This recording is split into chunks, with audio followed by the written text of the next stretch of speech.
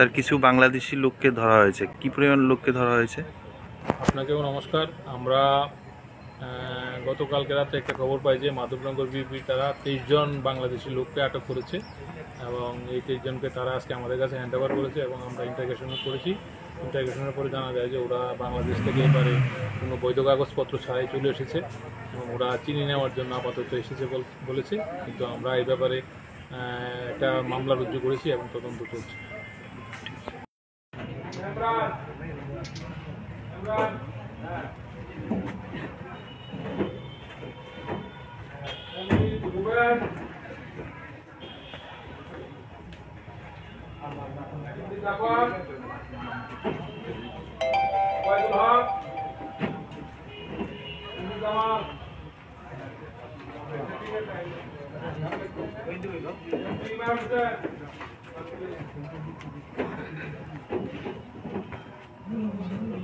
আরে বসেন।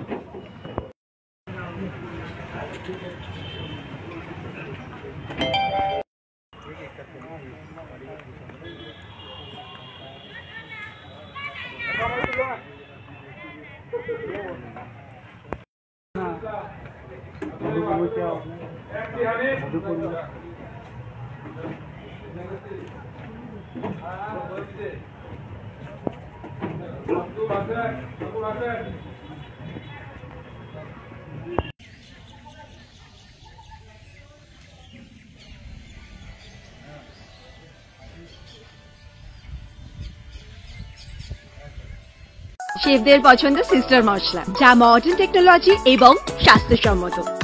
সিস্টার নিশ্চিন্তের প্রতীক।